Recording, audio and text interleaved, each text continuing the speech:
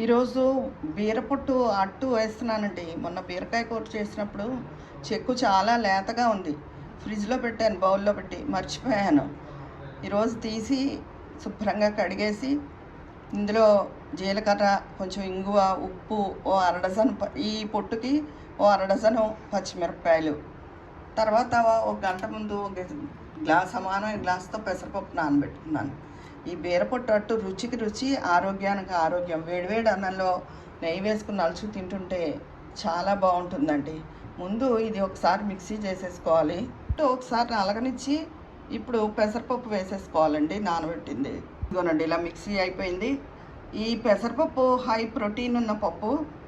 ఈ బీర చెక్కులో ఏమో ఫైబర్ ఉంటుంది, హెల్త్కి కూడా చాలా మంచిది, టేస్ట్ కూడా బాగుంటుంది. ఇది వేరే గిన్నెలోకి తీసేసుకుని పెసరట్టు వేసి చూపిస్తాను. ఇలా వేసేసుకున్నాను పెనం మీద. కొంచెం ఒక స్పూన్ నూనె వేసుకున్నాను. ఇదిగోనండి, ఒక వేంపు కాలిపోయింది, తిరగేసుకున్నాను. ఇది చూడడానికి పెసరట్లాగే ఉంటుంది, కాకపోతే కొంచెం ఇంకా గ్రీన్గా ఉంటుంది. కాకపోతే పెసరట్టు కన్నా కూడా హెల్దీ ఈ బీర చెక్కు వేయడం వల్ల. ఎంతో రుచికరమైన హెల్దీ అయిన బీరపొట్టు అట్టు మీరు కూడా తప్పకుండా ట్రై చేసి చూడండి, చాలా బాగుంటుంది.